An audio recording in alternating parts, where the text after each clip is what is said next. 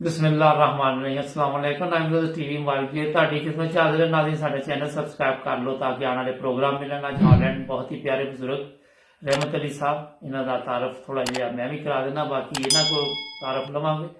ਇਹ ਆਮਰ ਮਨ ਹੈ ਦੋਸਤ ਹੈ ਮੇਰਾ, ਉਹਨਾਂ ਦੇ ਚਾਚਾ ਜਾਨ ਨੇ ਰਹਿਮਤ ਅਲੀ ਸਾਹਿਬ ਜਿਹੜੇ ਹਜ਼ਰਤ ਖਲੀਫਾਤੁਲ ਮਸੀਹ ਰਾਬੇ ਦੇ ਡਰਾਈਵਰ ਸੀ, ਉਹਨਾਂ ਦੇ ਭਾਈ ਨੇ।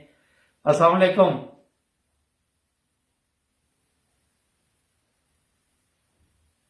अस्सलाम वालेकुम। वालेकुम सलाम। हाँ जी, की हाल जी ਤੁਹਾਡਾ? बस शुक्र अलहमदुलिल्लाह जी। ਕੀ ਹੋ ਰਿਹਾ ਅੱਜ-ਕੱਲ? ਤੇ ਮੇਰਾ ਘਰ ਹੀ ਬੈਠੇ ਹੋਗੇ, ਆਰਾਮ ਹੋ ਰਿਹਾ ਹੋਏਗਾ। बस आराम हो रहा है जी, बड़ा फर्स्ट क्लास आराम। जी हॉलैंड से मलका दे मेहमान है गए। अच्छा माशाअल्लाह। ਤੇ जी। ਆਪਣਾ ਕਿੰਨੀ ਦੇਰ ਹੋ ਗਈ ਪਾਕਿਸਤਾਨ? ਮੈਂ ਕਿਹਾ ਖੈਰਬਾਦ ਕੀਤੀ ਆ। पाकिस्तान तो मैं 1977 च अबू धाबी चला गया सी, अच्छा अच्छा। क्योंकि फायरिंग हो गई थी ना सरगोधा स्टेशन पे। जी जी। ते 16 जुलाई ਨੂੰ 74 ਨੂੰ फायरिंग हो गई सी। ठीक। ਉਹ ਜ਼ਿਆਦਾ ਬੰਦਿਆਂ ਨੂੰ ਨਹੀਂ ਸੀ ਜਾਣ ਦੀ ਇਜਾਜ਼ਤ, ਤੇ ਮੌਲੀ ਸਦੀਕ ਸਾਹਿਬ ਸਦਰ ਮੁਮੀ ਹੁੰਦੇ ਸਨ ਸਟੇਸ਼ਨ ਤੇ। ਉਹਨਾਂ ਨੇ ਕਿਹਾ 40 ਬੰਦਿਆਂ ਤੋਂ ਬਾਅਦ ਨਹੀਂ ਜਾਓ, जी ਤੇ जी। ਮੈਨੂੰ ਅਮੀਰੇ ਕਾਫਲਾ ਮੁਕਰਰ ਕਰਤਾ। अच्छा चलो मेरे नायब महमूद अहमद साहब बंगाली जी अमीर साहब जेठे है ऑस्ट्रेलिया, अच्छा। अल्लाह ताला उनको गरी की रहमत करे, वो आमीन। मेरे नायब सन। जी जी। ਤੇ ਅਸੀਂ ਸਰ ਮੁਲਾਕਾਤ ਕਰਕੇ ਸਟੇਸ਼ਨ ਤੇ ਵਾਪਸ ਆਏ, ਜੀ ਜੀ ਤੇ ਉਹ ਫਾਇਰਿੰਗ ਦਾ ਸਿਲਸਿਲਾ ਸ਼ੁਰੂ ਹੋਇਆ।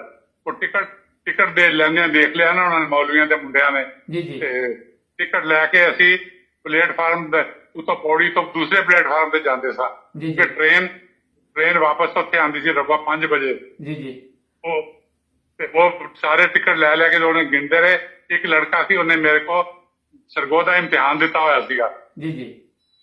ਉਸ ਫਾਇਰ ਕਰਨ ਵਾਲਿਆਂ ਸੀ। ਜੀ, ਮੈਂ ਜੀ। ਉਹਨੂੰ ਕਿਹਾ ਸਾਡਾ ਪਿੱਛਾ ਛੱਡ ਦਿਓ, ਹੁਣ ਤੇ ਮਾਮਲਾ ਚਲਾ ਗਿਆ ਉੱਥੇ ਆਪਣਾ ਅਸੈਂਬਲੀ, ਤੇ ਹੁਣ ਸਾਡਾ ਪਿੱਛਾ ਨਾ ਕਰੋ। ਉਹਨੇ ਕੋਈ ਜਵਾਬ ਨਹੀਂ ਦਿੱਤਾ।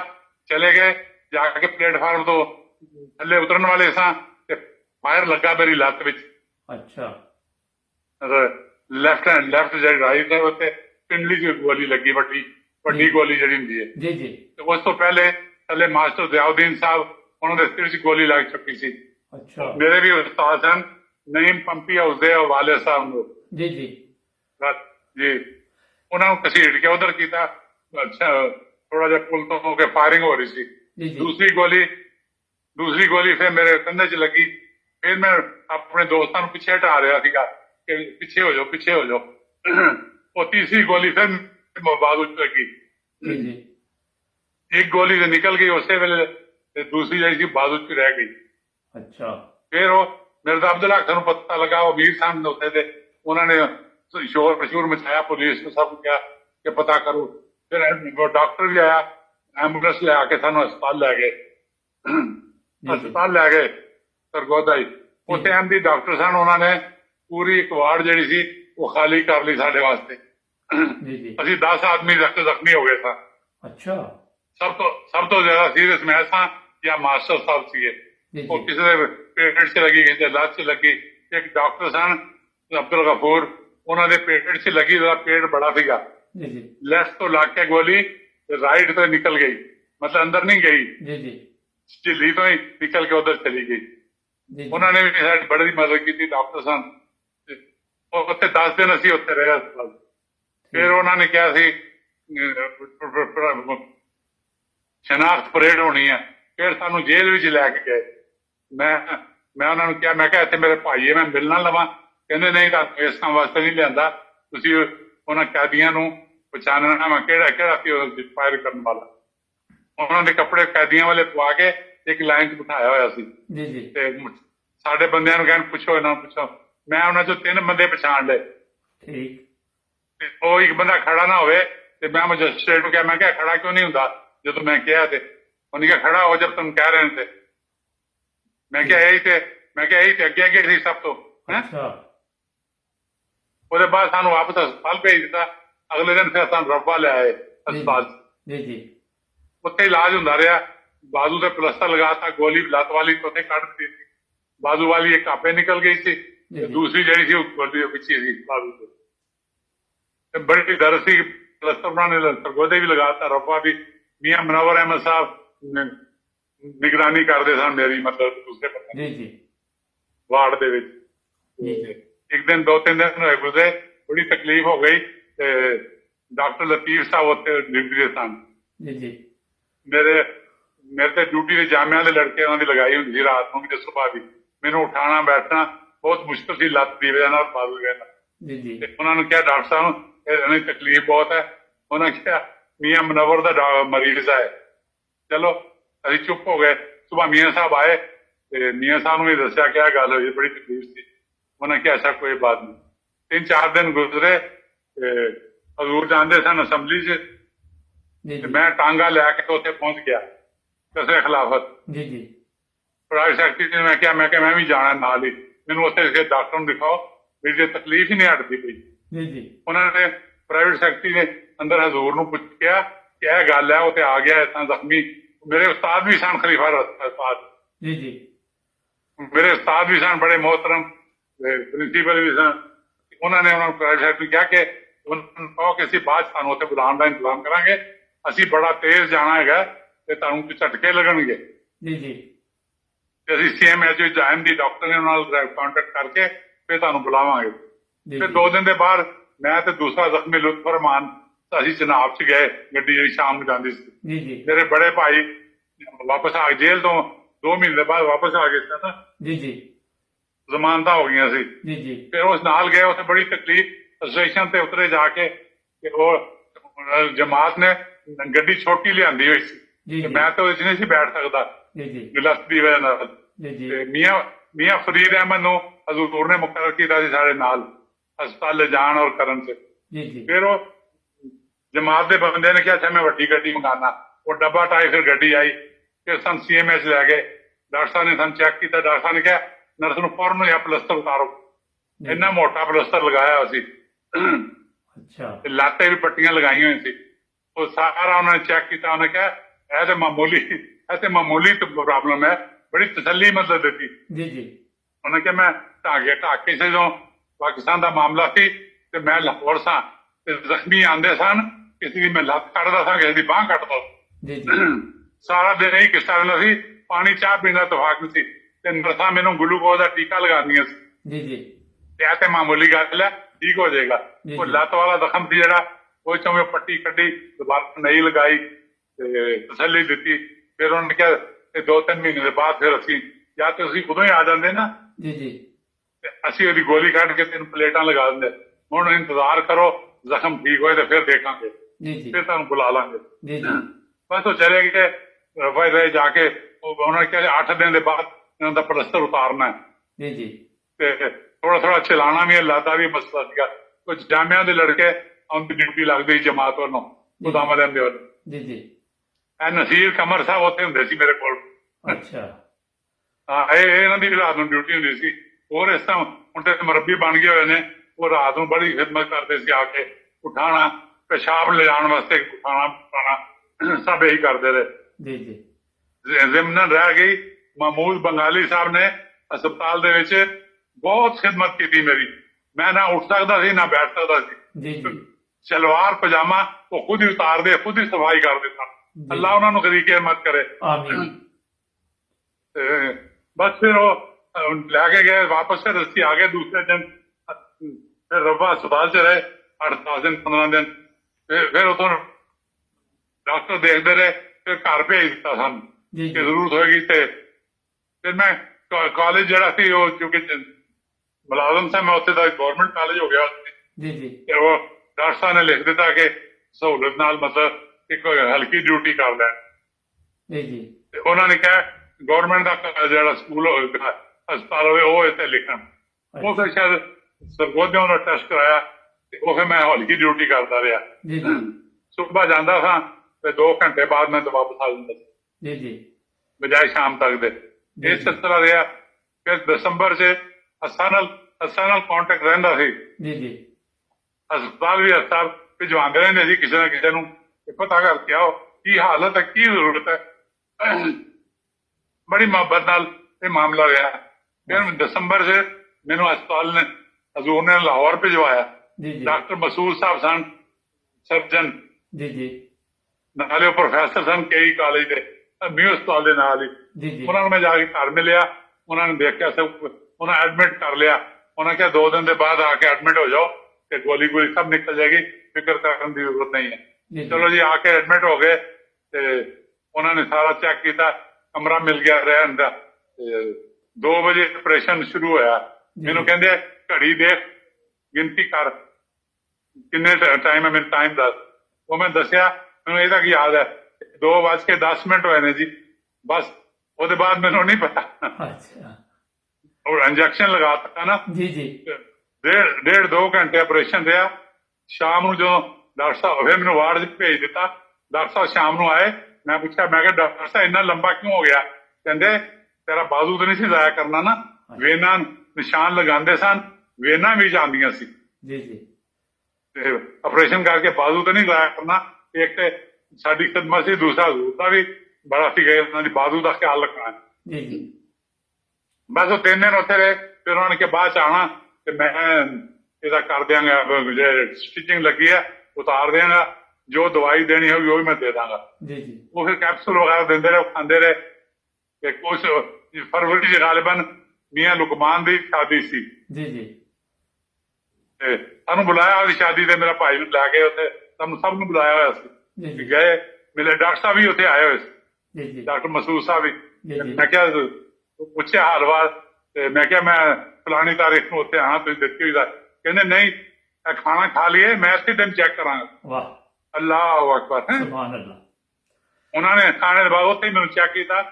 ਉਹਨੇ ਕਿਹਾ ਨਹੀਂ ਆਉਣ ਦੀ ਨਹੀਂ ਜ਼ਰੂਰਤ, ਉੱਥੇ ਦਵਾਈ ਲਿਖ ਕੇ ਦੇ ਦਿੱਤੀ, ਕਿਹਾ ਖਾਂਦੇ ਰਹੋ।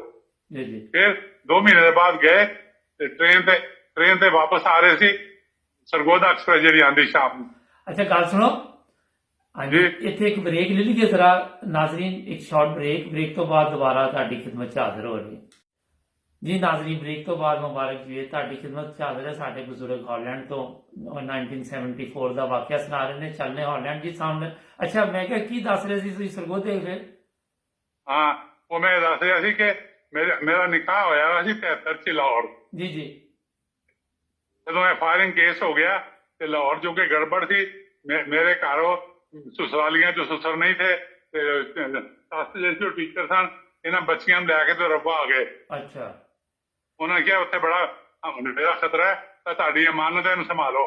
ਜੀ ਜੀ, ਐਸਾ ਮਤਲਬ ਸ਼ਾਦੀ ਹੋ ਗਈ। ਅੱਛਾ, ਫਾਇਰਿੰਗ ਤੋਂ ਬਾਅਦ ਫਿਰ ਅਸੀਂ ਮੀਆਂ ਬੀਵੀ ਆ ਰਹੇ ਸੀ ਡਾਕਟਰ ਸਾਹਿਬ ਨੂੰ ਮਿਲ ਕੇ, ਤੇ ਸਾਂਗਲੇ ਜਦੋਂ ਆਏ ਤੇ ਮੈਂ ਦੇਖਿਆ ਇੱਕ ਮੁੰਡਾ, ਮੈਂ ਕਿਹਾ ਇਹ ਤੇ ਫਾਇਰਿੰਗ ਸ਼ਾਮਲ ਸੀਗਾ। ਅੱਛਾ, ਉਹ ਕੋਲੋਂ ਹੀ ਲੰਘ ਕੇ ਪਤਾ ਨਹੀਂ ਟਾਇਲਟ ਵੱਲ ਗਿਆ ਤੇ ਹੋਰ ਵੀ ਐਮਡੀ ਬੈਠੇ ਸੀ। ਮੈਂ ਉਹਨਾਂ ਨੂੰ ਕਿਹਾ, ਮੈਂ ਕਿਹਾ ਇਸ ਤਰ੍ਹਾਂ ਸੀਗਾ। ਕਹਿੰਦੇ ਨਹੀਂ, ਜੇ ਨਿਕਲੇਗਾ ਇਧਰ ਤੇ ਮੈਂ ਤੁਹਾਨੂੰ ਦੱਸਣਾ। ਉਹ ਟਾਇਲਟ ਤੇ ਨਹੀਂ ਸੀ ਗਿਆ, ਉਹਨੇ ਡੱਬਾ ਬਦਲ ਲਿਆ। ਮੈਨੂੰ ਦੇਖ ਕੇ ਨਾ, ਜੀ ਜੀ, ਡੱਬਾ ਬਦਲ ਲਿਆ। ਸਾਂਗਲੇ ਤੋਂ ਟ੍ਰੇਨ ਚਲੀ, ਚੱਕ ਚੁਮਰਾਈ, ਉਹ ਚੱਕ ਚੁਮਰੇ ਉਤਰ ਗਿਆ। ਅੱਛਾ, ਪਤਾ ਹੀ ਨਹੀਂ ਲੱਗਾ ਕਿੱਧਰ ਗਾਇਬ ਹੋ ਗਿਆ। ਹੈ ਜੀ ਜੀ, ਇਸ ਤਰ੍ਹਾਂ ਹੁੰਦੇ ਵਾਕਿਆ ਸੀ ਇਹ। ਬਸ ਫਿਰ ਉਹ ਡਾਕਟਰ ਸਾਹਿਬ ਨੇ ਲਿਖ ਦਿੱਤਾ ਕਿ ਹਾਲਤ ਜਿਹੜੀ ਹੈ ਉਹ ਟ੍ਰਾਂਸਫਰ ਵੀ ਸ਼ੁਰੂ ਹੋ ਗਈ ਨਾ। ਜੀ ਜੀ, ਸਰਗੋਧਾ ਤੋਂ ਉਹਨਾਂ ਨੇ ਕਿਹਾ ਟ੍ਰਾਂਸਫਰ ਕਮਾ ਲਿਆ। ਮੈਂ ਚੌਧਰੀ ਸਾਹਿਬ ਨੂੰ ਮਿਲਿਆ ਜਾ ਕੇ, ਮੈਂ ਕਿਹਾ ਮੈਂ ਉੱਥੇ ਕੀ ਕਰਾਂਗਾ? ਚੌਧਰੀ ਮੁਹੰਮਦ ਸਾਹਿਬ ਪ੍ਰਿੰਸੀਪਲ ਸਨ। ਉਹਨਾਂ ਕਿਹਾ ਮੈਂ ਤੇ ਕੁਛ ਨਹੀਂ ਕਰ ਸਕਦਾ, ਇਹ ਤੇ ਗੌਰਮੈਂਟ ਦਾ ਕੰਮ ਹੈ। ਜੀ ਜੀ, ਸਰਗੋਧੇ ਡਾਇਰੈਕਟਰ ਨੂੰ ਮਿਲੇ, ਉਹਨੇ ਕਿਹਾ ਮੈਂ ਕੁਛ ਨਹੀਂ ਕਰ ਸਕਦਾ, ਗੌਰਮੈਂਟ ਦੀ ਪਾਲਿਸੀ ਹੈ, ਤੁਸੀਂ ਜਾ ਕੇ ਉੱਥੇ ਅਟੈਂਡ ਕਰੋ। ਇਹ 9-10 ਜੁਲਾਈ ਦਾ ਵਾਕਿਆ। ਤੇ ਮੈਂ ਕਿਹਾ ਚਲੋ 16 ਨੂੰ ਮਿਲ ਕੇ ਤੇ ਫਿਰ ਜੇ ਉੱਥੇ ਜਾਣਾ ਹੋਏਗਾ ਤੇ ਚਲੇ ਜਾਵਾਂਗੇ। 16 ਜੁਲਾਈ ਨੂੰ ਇਹ ਵਾਕਿਆ ਹੋ ਗਿਆ। ਠੀਕ। ਫਿਰ ਵੀ ਮੈਨੂੰ ਮੈਡੀਕਲ ਤੇ ਮਤਲਬ ਸਹੂਲਤ ਰਹੀ। 76 ਗੁਜ਼ਰ ਗਿਆ, 77 ਆ ਗਿਆ। ਮੇਰੇ ਸਸੁਰਾਲੀਆਂ ਚੋਂ ਕੋਈ ਉੱਥੇ ਸਨ ਇੰਜੀਨੀਅਰ ਆਬੂ ਧਾਬੀ, ਉਹਨਾਂ ਨੇ ਵੀਜ਼ਾ ਭੇਜ ਦਿੱਤਾ ਮੇਰੇ ਵਾਸਤੇ। ਠੀਕ, ਵੀਜ਼ਾ ਭੇਜ ਦਿੱਤਾ, ਨਾਲ ਖਤ ਲਿਖਿਆ। ਉਹਨਾਂ ਨੇ ਕਿਹਾ ਖਤ ਆਇਆ ਕਿ ਮੈਂ ਵੀਜ਼ਾ ਭੇਜ ਰਿਹਾ ਤੇ ਤੁਸੀਂ ਇਹ ਸਮਝੋ ਕਿ ਮੈਂ ਬਰੀਫ ਕੇਸ ਫੜਿਆ ਹੋਇਆ ਤੇ ਮੈਂ ਕਰਾਚੀ ਜਾ ਰਿਹਾ। ਇਹ ਨਾ ਕਿ ਤੁਹਾਨੂੰ ਵੀਜ਼ਾ ਮਿਲੇ ਤੇ ਤੁਸੀਂ ਉਹਦੇ ਘਰ ਬੈਠੇ ਰਹੋ। ਏਦਾਂ ਤਿਆਰੀ ਮਤਲਬ ਰੱਖਣਾ। ਠੀਕ। ਅੱਛਾ, ਗੱਲ ਸੁਣੋ, ਹੁਣ 8-9 ਨਵੰਬਰ ਨੂੰ 77 ਨੂੰ ਫਿਰ ਮੈਂ ਉੱਥੇ ਚਲਾ ਗਿਆ। ਕਰਾਚੀ ਤੋਂ ਵੀਜ਼ਾ ਲਿਆ ਜਾ ਕੇ 6-7 ਦਿਨ ਉੱਥੇ ਲੱਗ ਗਏ। ਸਾਡੇ ਇੱਕ ਦੋਸਤ ਹਨ MD ਸਾਡੇ ਹਮਸਾਏ ਰਹੇ ਮੁਹੰਮਦ ਸਦੀਕ ਸ਼ਮਸ, ਉਹਨਾਂ ਕੋਲ ਮੈਂ ਜਾ ਕੇ ਠਹਿਰਿਆ ਉੱਥੇ। ਜੀ ਜੀ। ਤੇ ਅੱਛਾ ਗੱਲ ਸੁਣੋ, ਥੋੜਾ ਜਿਹਾ ਹੁਣ ਪਾਕਿਸਤਾਨ ਦੀ ਗੱਲਬਾਤ ਹੀ ਕਰ ਲਈਏ। ਜਦੋਂ ਤੁਸੀਂ ਦੱਸ ਰਹੇ ਕਿ ਸਰਗੋਧਾ ਸਟੇਸ਼ਨ ਤੇ ਫਾਇਰਿੰਗ ਹੋਈ ਤੇ ਤੁਹਾਨੂੰ ਕੋਈ ਪਤਾ ਹੀ ਨਹੀਂ ਚੱਲਿਆ, ਇੱਕਦਮ ਉਹਨਾਂ ਨੇ ਹਮਲਾ ਕਰ ਦਿੱਤਾ?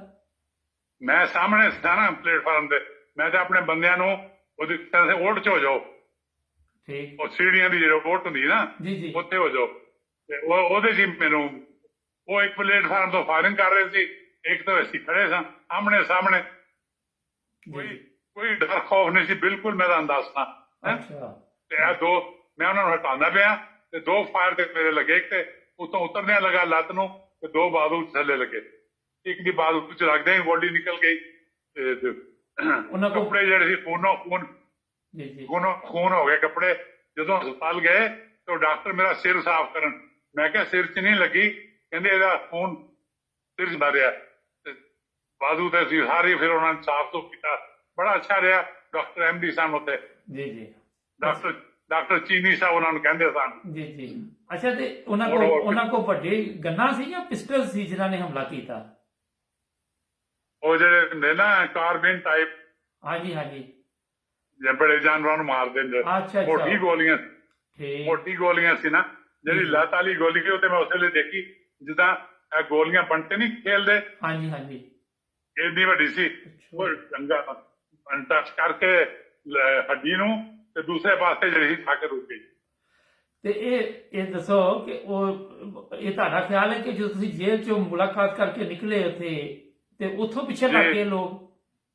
ਉਸ ਤੋਂ ਇੱਕ ਹਫ਼ਤਾ ਪਹਿਲੇ ਵੀ ਇਸ ਤਰ੍ਹਾਂ ਹੀ ਹੋਇਆ ਸੀਗਾ। ਅੱਛਾ। ਤੇ ਅਸੀਂ ਪੈਦਲ ਜੇਲ੍ਹ ਤੋਂ ਰੇਲਵੇ ਲਾਈਨ ਤੋਂ ਆਉਂਦੇ ਸੀ। ਜੀ ਜੀ। ਉੱਥੇ ਉਹਨਾਂ ਨੇ ਪੱਥਰ ਮਾਰੇ ਇੱਕ ਹਫ਼ਤਾ ਪਹਿਲੇ। ਫਿਰ ਮੌਲਵੀ ਨੇ ਉੱਥੇ ਤਕਰੀਰ ਕੀਤੀ ਕਿ ਇੱਥੇ ਜੁਮੇ ਆਉਂਦੇ ਨੇ ਮੁਲਾਕਾਤ ਤੇ ਇਹਨਾਂ ਦਾ ਕਬਰਸਤਾਨ ਬਣਾ ਦਿਓ। ਅੱਛਾ। ਰਾਤ ਨੂੰ ਤਕਰੀਰ ਹੋਈ। ਠੀਕ। ਤੇ ਉਹਦੇ ਬਾਅਦ ਜਦੋਂ ਫੜੇ ਗਏ ਤੇ ਉਹਨਾਂ ਨੂੰ ਕੋਈ ਸਜ਼ਾ ਸੂ ਕਿਸੇ ਨੂੰ ਹੋਈ ਕਿ ਨਹੀਂ ਹੋਈ? ਉਹਨਾਂ ਨੂੰ ਉਹ ਸ਼ਨਾਖਤ ਹੋਈ, ਪਕੜ ਲਿਆ, ਕੁਛ ਵੀ ਨਹੀਂ। 10 ਦਿਨ ਦੇ ਬਾਅਦ ਹਾਈ ਕੋਰਟ ਤੋਂ ਵਾਪਸ ਆ ਗਏ। ਸਰਗੋਧਾ ਸਟੇਸ਼ਨ ਜਲੂਸ ਨਿਕਾਲਿਆ ਕਿ ਅਸੀਂ ਖਤਮੇ ਨਬੂਵਤ ਦੇ ਪਰਵਾਨੇ ਆ, ਸਾਡੇ ਤੇ ਐਵੇਂ ਕੇਸ ਬਣਾਤਾ। ਕੋਈ ਦਵਾਈ ਦੀ ਮੈਨੂੰ ਜ਼ਰੂਰਤ ਪਈ, ਮੈਡੀਕਲ ਸਟੋਰ ਬੰਦ ਸਨ, ਦਵਾਈ ਨਾ ਮਿਲੀ ਉਸ ਦਿਨ। ਜੀ ਜੀ। ਤੇ ਉਹ ਬਲਕਿ ਇੱਕ ਚਾਹੀਦੀ ਸੀ ਬਾਜ਼ੂ ਨੂੰ ਕਰਨ ਵਾਸਤੇ, ਗਲੇ ਚ ਪਾ ਕੇ ਪੱਟੜੀ ਚ ਪੱਟੀ ਤੇ ਬਾਜ਼ੂ ਮੇਰਾ ਸੀਨੇ ਨਾਲ ਰੱਖਣ ਵਾਸਤੇ। ਜੀ ਜੀ। ਤੇ ਉਹ ਮੇਰੇ ਦੋਸਤ ਸੀ, ਉਹਨਾਂ ਕੋਲ ਚਾਦਰ ਸੀ, ਫਿਰ ਉਹਨਾਂ ਨੇ ਫਾੜ ਕੇ ਤੇ ਉਹਦੀ ਬਣਾਈ। ਅੱਛਾ। ਪੱਟੀ। ਜੀ ਜੀ। ਇੰਨੀ ਮਤਲਬ ਹੜਤਾਲ ਸੀ, ਕੋਈ ਚੀਜ਼ ਬਾਜ਼ਾਰ ਚੋਂ ਮਿਲ ਨਹੀਂ ਸਕਦੀ। ਜਲੂਸ ਨਿਕਲ ਗਿਆ ਕਿ ਅਹਿਮਦੀਆਂ ਨੂੰ ਕਮਰੇ 'ਚ ਰੱਖ ਲਿਆ ਤੇ ਸਾਡੇ ਮਰੀਜ਼ਾਂ ਨੂੰ ਬਾਹਰ ਕੱਢ ਦਿੱਤਾ। ਬਸ ਐਸਾ ਫਜ਼ੂਲ ਗੱਲਾਂ। ਮਤਲਬ ਇਹ ਵਸਾਦ ਜੋ ਪਾਣਾ ਹੁੰਦਾ ਸੀ ਨਾ, ਵਸਾਦ ਬੜਾ ਪਾਉਂਦੇ ਸੀ ਜੀ। ਹਾਂਜੀ। ਤੇ ਇੱਕ ਚੀਜ਼ ਦੱਸਣਾ ਸੂ ਕਿ ਦੇਖੋ ਤੁਸੀਂ ਦੱਸਿਆ ਕਿ ਇੰਨੇ ਬੰਦਿਆਂ ਨੂੰ ਗੋਲੀ ਲੱਗੀ ਉੱਥੇ, ਲੇਕਿਨ ਕੋਈ ਉੱਥੇ ਤੁਸੀਂ ਇਹ ਵੀ ਦੱਸ ਰਹੇ ਕਿ ਕੋਈ ਬੰਦਾ ਘਬਰਾਇਆ ਨਹੀਂ? 10 ਬੰਦੇ ਅਸੀਂ ਜ਼ਖਮੀ ਹੋਏ। ਨਹੀਂ, ਲੇਕਿਨ ਪਰੇਸ਼ਾਨ ਨਹੀਂ ਹੋਏ ਕਿ ਕੋਈ ਨਹੀਂ, ਅੱਲਾ ਦਾ ਫਜ਼ਲ ਹੈ, ਇਲਾਜ ਹੋ ਜਾਏਗਾ? ਘਬਰਾਏ ਨਹੀਂ? ਬੜਾ ਅੱਲਾ, ਮੈਂ ਸਾਹਮਣੇ ਤੁਹਾਨੂੰ ਦੱਸਿਆ, ਸਾਹਮਣੇ ਖੜਾ ਸੀ ਪਲੇਟਫਾਰਮ ਤੇ।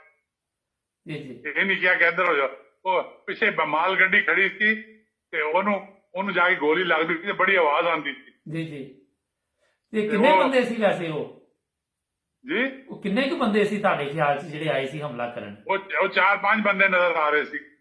ਸਾਰਾ ਪਲੇਟਫਾਰਮ ਤੇ ਰੋਕਿਆ ਹੋਇਆ ਸੀ ਨਾ ਉਹਨਾਂ ਨੇ, ਤੇ ਲੋਕੀ ਉੱਥੇ ਤਮਾਸ਼ਾ ਦੇਖ ਰਹੇ ਨੇ। ਟ੍ਰੇਨਾਂ ਪਿਛਲੇ ਪਲੇਟਫਾਰਮ ਤੇ ਰੁਕੀਆਂ, ਸਟੇਸ਼ਨਾਂ ਤੇ ਮੁਸਾਫਰਾਂ ਨੂੰ ਸਾਰਿਆਂ ਨੂੰ ਘੇਰ ਕੇ ਪਰੇ ਕੀਤਾ ਹੋਇਆ ਸੀ ਇੱਕ ਪਾਸੇ। ਅੱਛਾ। ਤਾਂ ਕਿ ਉਹ ਨਾ ਜ਼ਖਮੀ ਹੋ ਜਾਣ। ਮਾਮੂਦ ਸਾਹਿਬ ਤੇ ਇਸ ਤਰ੍ਹਾਂ ਬਚ ਗਏ, ਉਹ ਟਿਕਟ ਲੈ ਕੇ ਤੇ ਪਕੌੜੇ ਲੈਣ ਚਲੇ ਗਏ। ਮੈਂ ਕਹਿੰਦਾ ਸੀ ਹੁਣ, ਮੈਂ ਕਿਹਾ ਤੁਸੀਂ ਪਕੌੜਿਆਂ ਦੇ ਬਹਾਨੇ ਨਾਲ ਤਾਂ ਬਚ ਗਏ ਹੋ। ਮੈਂ ਕਹਿੰਦੇ ਅਸੀਂ ਬੱਚੇ ਨੇ ਤੁਹਾਨੂੰ ਵੀ ਸੰਭਾਲਣਾ ਸੀ ਨਾ ਕਿਤੇ। ਹਾਂ, ਬਿਲਕੁਲ ਠੀਕ ਕਿਹਾ ਉਹਨਾਂ ਨੇ। ਬੜੀ ਬਹੁਤ ਪਿਆਰੀ ਚੀਜ਼ ਸੀ। ਜੀ ਜੀ। ਲੰਡਨ ਆਏ ਤੇ ਮੈਨੂੰ ਮਿਲੇ ਤੇ ਮੈਂ ਆਪਣਾ ਨਾਮ ਦੱਸਿਆ, ਕਹਿੰਦੇ ਮੈਨੂੰ ਤਾਂ ਪਤਾ ਤੇਰਾ ਨਾਮ ਹੋਈ, ਕਿਤੇ ਬਦਲ ਤੇ ਨਹੀਂ ਲਿਆ ਨਾਮ? ਅੱਛਾ ਅੱਛਾ। ਤੇ ਜੀ ਜੀ ਜੀ। ਅੱਛਾ, ਮੈਂ ਇਹ ਪੁੱਛ ਰਿਹਾ ਸੀ ਤੁਹਾਨੂੰ ਕਿ ਜਦੋਂ ਉੱਥੇ ਸਟੇਸ਼ਨ ਤੇ 4 ਬੰਦਿਆਂ ਨੇ ਹਮਲਾ ਕਰ ਦਿੱਤਾ, ਤੁਸੀਂ ਜ਼ਖਮੀ ਹੋ ਗਏ, ਤੇ ਉਤੋਂ ਫਿਰ ਐਂਬੂਲੈਂਸ ਆਈ ਜਾਂ ਤੁਹਾਨੂੰ ਚੁੱਕ ਕੇ ਲੈ ਗਈਆਂ ਜਾਂ ਕਿ ਜਮਾਤ ਮਿਰਜ਼ਾ ਅਬਦੁਲ ਹਕ ਸਾਹਿਬ ਨੂੰ ਪਤਾ ਲੱਗਾ, ਉਹਨਾਂ ਨੇ ਡਿਪਟੀ ਕਮਿਸ਼ਨਰ ਨੂੰ ਦੂਸਰਿਆਂ ਨੂੰ ਫੋਨ ਕੀਤਾ ਤਾਂ ਐਂਬੂਲੈਂਸ ਆਈ। ਅੱਛਾ, ਤਾਂ ਆਈ ਹੈ ਕਿਉਂਕਿ ਉਹਨਾਂ ਦੀ। ਹਾਂ, ਤੇ ਫਿਰ ਅਸੀਂ ਜ਼ਖਮੀ ਜਿਹੜੇ ਸਨ ਪਲੇਟਫਾਰਮ ਦੇ ਤਾਂ ਟ੍ਰੇਨ ਆ ਗਈ, ਫਿਰ ਅਸੀਂ ਜਿਹੜੇ ਜ਼ਖਮੀ ਸੀ ਉਹ ਐਂਬੂਲੈਂਸ ਲੈ ਗਈ, ਬਾਕੀਆਂ ਨੂੰ ਅਸੀਂ ਭੇਜ ਦਿੱਤਾ ਰਬਾ। ਠੀਕ ਠੀਕ। ਉਹ ਸਕੂਲ ਚ ਇਸਮਾਈਲ ਸਾਹਿਬ ਹੁੰਦੇ ਸਨ, ਮਤਲਬ ਮਾਲੀ, ਉਹਨਾਂ ਨੇ ਉਹ ਸ਼ੋਰ ਤੋਂ ਵਜ੍ਹਾ ਨਾਲ ਕਿਹਾ ਜੀ ਉੱਥੇ ਤੇ ਬੜੀ ਪਤਾ ਨਹੀਂ ਕਿਹੜੀ ਕਿਹੜੀ ਗੋਲੀਆਂ ਚੱਲੀਆਂ ਨੇ ਤੇ ਪਤਾ ਨਹੀਂ ਬੰਦੇ ਬਚੇ ਨੇ ਕਿ ਨਹੀਂ ਬਚੇ। ਉਹ ਸ਼ੋਰ ਹੁੰਦਾ ਸੀ ਨਾ ਉਹਦੇ ਗੋਲੀ। ਲੇਕਿਨ ਜਿਸ ਤਰ੍ਹਾਂ ਤੁਸੀਂ ਦੱਸ ਰਹੇ ਗੋਲੀਆਂ ਚੱਲੀਆਂ, ਅੱਲਾਹ ਤਾਲਾ ਦਾ ਹੀ ਫਜ਼ਲ ਸੀ ਕਿ ਤੁਸੀਂ ਸਾਰੇ ਬਚ ਗਏ। ਬਿਲਕੁਲ ਬਚੇ ਜੀ, ਬਿਲਕੁਲ। ਉਹ ਤੇ ਆਪਣੇ ਵੱਲੋਂ ਤੁਹਾਨੂੰ ਮਤਲਬ ਸ਼ਹੀਦੀ ਕਰਨ ਆਏ ਸੀ ਨਾ। ਉਹ ਮਾਸਟਰ ਸਾਹਿਬ ਦੇ ਸਿਰ 'ਚ ਗੋਲੀ ਲੱਗ ਗਈ ਸੀ, ਉਹਨਾਂ ਨੂੰ ਫਿਰ 15 ਦਿਨ ਬਾਅਦ ਲਾਹੌਰ ਭੇਜਤਾ ਸੀ। ਜੀ ਜੀ। ਫਿਰ ਉਹ ਸ਼ਹੀਦ ਹੋ ਗਏ ਉਦੋਂ। ਅੱਛਾ, ਉਹਦੇ 'ਚ ਇੱਕ ਸ਼ਹੀਦ ਹੋਏ ਸੀ ਮਾਸਟਰ ਸਾਹਿਬ ਨਾ। ਮਾਸਟਰ ਦਿਆਉদ্দিਨ ਸਾਹਿਬ ਮੇਰੇ ਉਸਤਾਦ ਸਨ, ਬੜੇ ਮਿਹਰਬਾਨ ਉਸਤਾਦ। ਠੀਕ ਠੀਕ। ਬਹਰਹਾਲ ਇੱਕ ਚੀਜ਼ ਸੋਚਣ ਵਾਲੀ ਇਹ ਵਾ ਕਿ ਕਾਫੀ ਦੇਰ ਤੋਂ ਹੀ ਇਹ ਮਸਲੇ ਮਸਾਇਲ ਪਾਕਿਸਤਾਨ 'ਚ ਚੱਲ ਰਹੇ। ਮੌਲਵੀ ਜਿਹੜੇ ਨੇ ਇਸਲਾਮ ਦੀ ਖਿਦਮਤ ਦਾ ਤਾਂ ਉਹਨਾਂ ਨੂੰ ਪਤਾ ਨਹੀਂ, ਲੇਕਿਨ ਨਫ਼ਰਤ ਦੀ ਤਾਲੀਮ ਦੇ ਰਹੇ ਨੇ।